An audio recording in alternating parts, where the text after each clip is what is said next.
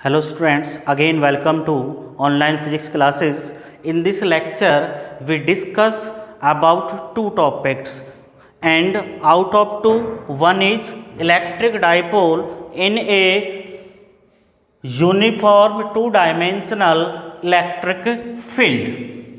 Okay तो सबसे पहले हम डायग्राम के बारे में बात करते हैं। तो सबसे पहले यूनिफॉर्म इलेक्ट्रिक फील्ड ड्रॉ करते हैं हम, ठीक है।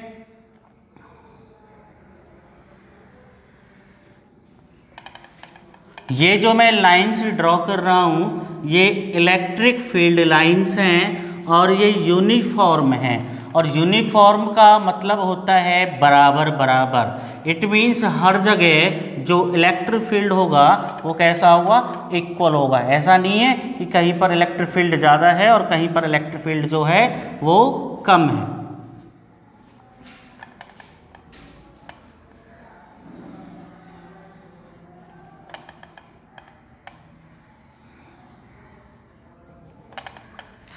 ये मैंने कुछ इलेक्ट्रिक फील्ड लाइंस ड्रॉ की हैं और यूनिफॉर्म है। यूनिफॉर्म का मतलब ये है कि हर जगह जो इलेक्ट्रिक फील्ड है वो इक्वल है, और ये इलेक्ट्रिक फील्ड की डायरेक्शन हो गई। जिधर एरो इंडिकेट है उधर इलेक्ट्रिक फील्ड की डायरेक्शन है। ओके, इसके अंदर मैं इलेक्ट्रिक डाइपोल प्लेस करता हूँ।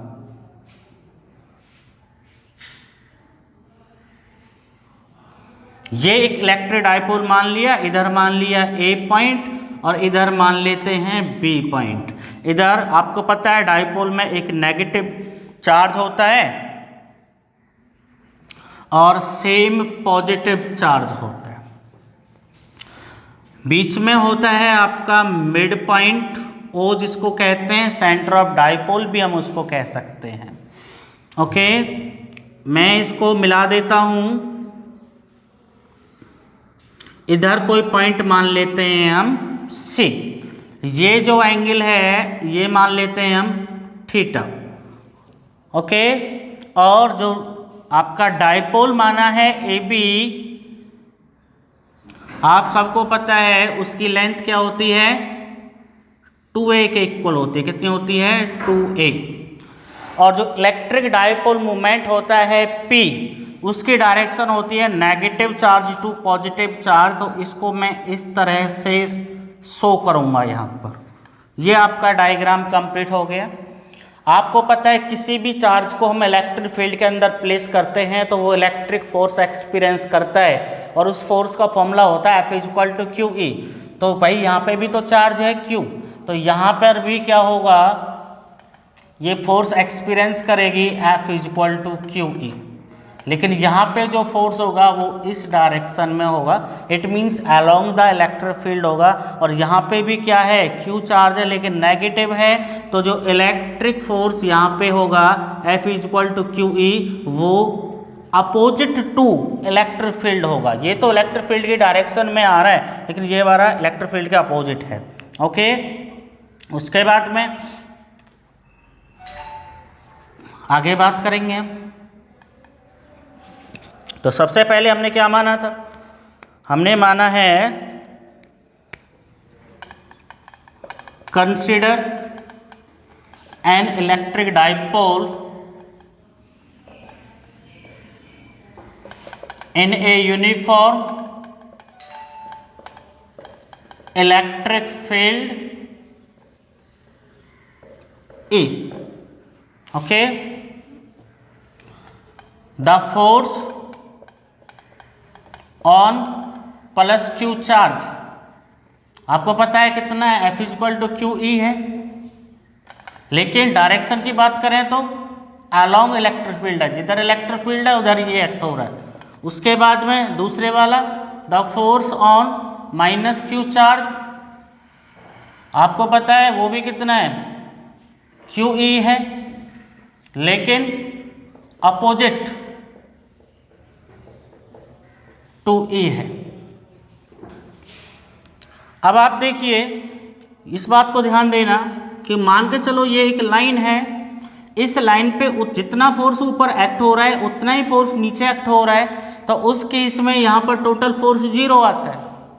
लेकिन ऐसा हो कि यही एक लाइन है और इस लाइन के ऊपर एक फोर्स तो यहाँ पे एक्ट हो रहा है और दूसरा यहाँ पे एक्ट हो रहा है, तो उस केस में टोटल फोर्स जीरो नहीं होगा, वहाँ पे क्या प्रोड्यूस हो जाएगा बेटा, टॉर्क प्रोड्यूस हो जाएगा। और टॉर्क प्रोड्यूस होने का मतलब ये है कि वो बॉडी रोटेट करना शुरू कर देती है। आप ध्यान देना, ये एक मार्कर है, मैं यहाँ पे ऊपर फोर्स लगा रहा हूँ और यहाँ पे नीचे लगा रहा हूँ, तो जिसकी वजह से क्या होगा, ये इस तरह से रोटेट करना शुरू कर देगा। तो वही सेम कंडीशन यहाँ पे प्रोड्यूस हो रही है कि इस वाले पे तो ऊपर फोर्स लग रहा है, इस पे नीचे लग रहा है, तो ये डाइपोल क्या कर देता है, इस तरह से रोटेट करना शुरू कर देगा।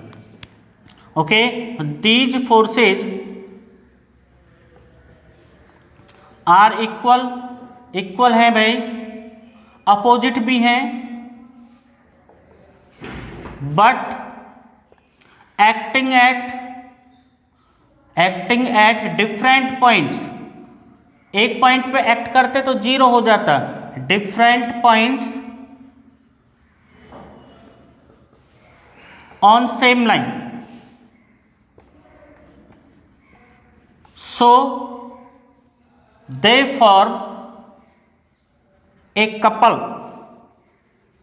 So they form a couple which rotate, जिसकी वजह से क्या होगा, which rotate the dipole, जिसकी वजह से डाइपोल क्या करने लगेगा, घूमने लगेगा। कौन सी डायरेक्शन में, in anti clockwise direction, anti clockwise direction. Okay, घूमना शुरू कर देता है कोई भी बॉडी, तो वहां पे क्या प्रोड्यूस होता है, टॉर्क का फॉर्मूला होता है मोमेंट ऑफ कपल, और दूसरा फॉर्मूला होता है आपका either force into perpendicular distance.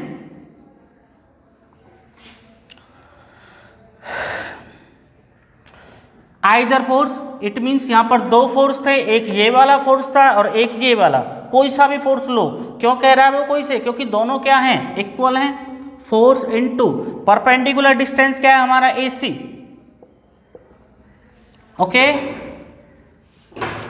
उसके बाद में हम AC को निकालते हैं, तो इस वाले ट्राइंगल में हम साइन थीटा निकालते हैं। तो साइन थीटा होता है परपेंडिकुलर ओवर हाइपोटेन्यूज, तो साइन थीटा परपेंडिकुलर है हमारा AC, और हाइपोटेन्यूज क्या है हमारा,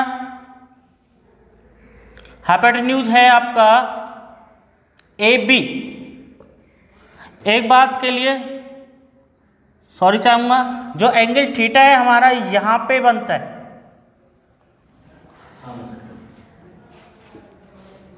ठीक है। आप दोबारा से बता देता हूं फिर बेटा, कि जो ये वाला एंगल थीटा है वो यहाँ पे जाके बनता है, ये वाला एंगल थीटा है हमारा, तो ये बेस हो गया, ये हाइपोटेन्यूज हो गया और ये परपेंडिकुलर हो गया। अब AC कैलकुलेट करते हैं, तो AB साइन थीटा और AC is equal to AB की वैल्यू 2A साइन थीटा, तो tau is equal to F into AC, और F की वैल्यू क्या थी, QE, और AC की है 2A साइन थीटा। आपको पता है इलेक्ट्रिक डाइपोल मोमेंट का फॉर्मूला होता है P is equal to Q into 2A, तो Q ये रहा, 2A ये रहा, तो टॉ हो जाएगा PE साइन थीटा। ठीक है, आप सब जानते हो A vector cross B vector होता है आपका AB साइन थीटा, तो जब हम इसको वेक्टर फॉर्म में लिखेंगे तो ये हो जाएगा P क्रॉस E। अब आपको पता है कि ये वेक्टर फॉर्म में है, तो वेक्टर फॉर्म में इसकी डायरेक्शन को फाइंड आउट करने के लिए हम यूज करेंगे right hand rule, right hand screw rule को हम यूज करेंगे यहाँ पर to find the direction of torque. उसके बाद में एक छोटी सी दो बातें पढ़ लेते हैं। यदि थीटा आपका जीरो है तो टॉर्क भी क्या रहेगा, जीरो रहेगा, क्योंकि साइन जीरो की वैल्यू जीरो, और इस केस में ये स्टेबल इक्विलिब्रियम में रहेगा।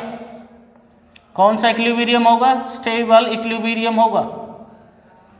दूसरा बेटा, यदि हम थीटा इज इक्वल टू 90 मान लें या फिर 180 मान लें, तो भी क्या होगा, टॉर्क जीरो आएगा, और इस केस में ये अनस्टेबल इक्विलिब्रियम में होगा।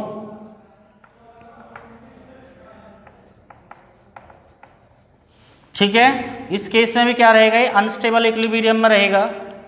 कौन? आपका डाइपोल। ओके, आ गया होगा समझ आपको।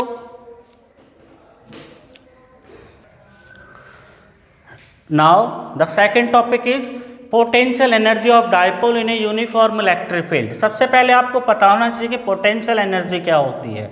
तो पोटेंशियल एनर्जी के लिए the energy possessed by the position of dipole in electric field, उस एनर्जी को हम बोलते हैं पोटेंशियल एनर्जी। जैसे कि आपके सामने देखो, मैंने डायग्राम को रफ नहीं किया है कि ये हमारा डाइपोल यहाँ पर है, ये कुछ ना कुछ पोजीशन मेंटेन किए हुए है, तो इस पोजीशन की वजह से जो एनर्जी प्रोड्यूस होगी पोटेंशियल एनर्जी। कुछ देर बाद ये रोटेट कर रहा था तो क्या होगा, उस दौरान उसकी पोटेंशियल एनर्जी कुछ और होगी, क्योंकि पोजीशन चेंज हो चुकी है। तो जैसे जैसे पोजीशन चेंज होगी पोटेंशियल एनर्जी हम फाइंड आउट कर सकते हैं। ओके, फिलहाल हम मान के चलते हैं कि एक डाइपोल है, वो एक एंगल थीटा पर ओरिएंटेड है इन यूनिफॉर्म इलेक्ट्रिक फील्ड। तो उस केस में कितना टॉर्क प्रोड्यूस होता है, अभी तो पढ़ा था हमने, पी साइन थीटा होता है। ओके, हम पहले क्या करते हैं, क्योंकि टॉर्क प्रोड्यूस हुआ है, रोटेट करेगा 101%। अच्छा, पहले हम इसको स्मॉल एंगल पर रोटेट कराते हैं। तो आपको पता है कि स्मॉल एंगल पर रोटेट कराएंगे तो वर्क भी कैसा रहेगा, स्मॉल रहेगा। ओके, तो small amount of work done in rotating dipole through an angle d theta, through an angle d theta। तो वर्क का फॉर्मूला होता है फोर्स इनटू डिस्प्लेसमेंट और टॉर्क इनटू एंगुलर डिस्प्लेसमेंट। तो dw will be PE sin theta dot d theta. Okay, now पहले small angle पे rotate कराया था, अब एक लार्ज एंगल पे रोटेट कराते हैं। लार्ज एंगल पे रोटेट कराएंगे तो क्या होगा, पूरा वर्क ही हम फाइंड आउट कर सकते हैं। Now total amount of work done in rotating dipole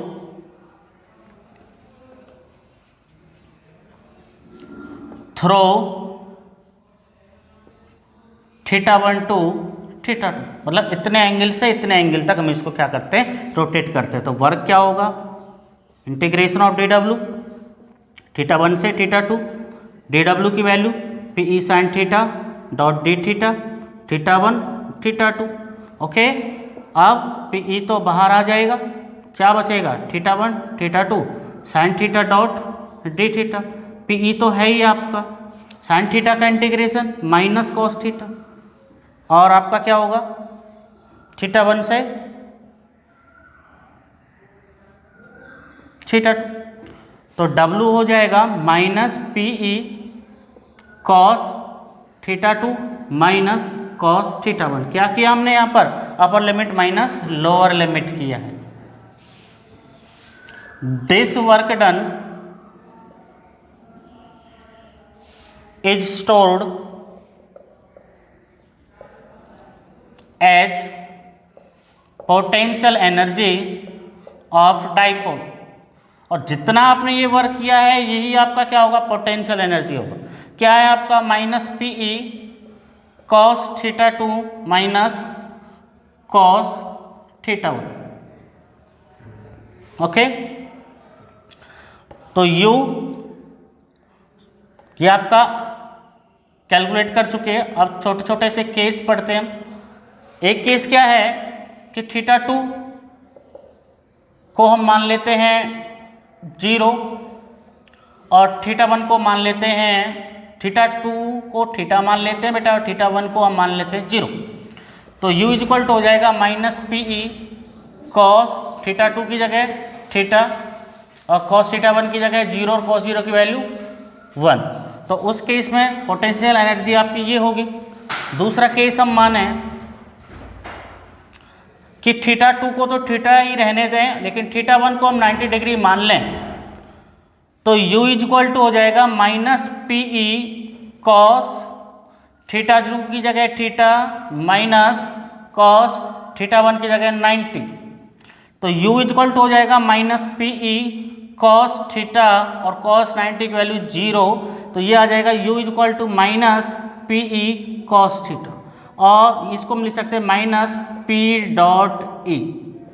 तो ये आपकी आ गई potential energy of dipole in a uniform electric field. एक चीज़ और हम ज़्यादा थोड़ा सा डिस्कस कर लेते हैं कि जब हम यहाँ कर रहे थे small amount of work done rotating the dipole through an angle T theta, तो अगेंस्ट टॉर्क जो हम कर रहे हैं, ये काम हम खुद से कर रहे हैं, तो हम क्या करेंगे, अगेंस्ट टॉर्क कर रहे हैं। ऐसे ही यहाँ पे बेटा, ओके। इस वीडियो में, इस लेक्चर में हमारा chapter number 2 electric field finish हो चुका है। अगले लेक्चर में हम बात करेंगे हमारा 3rd chapter of electrostatics, okay.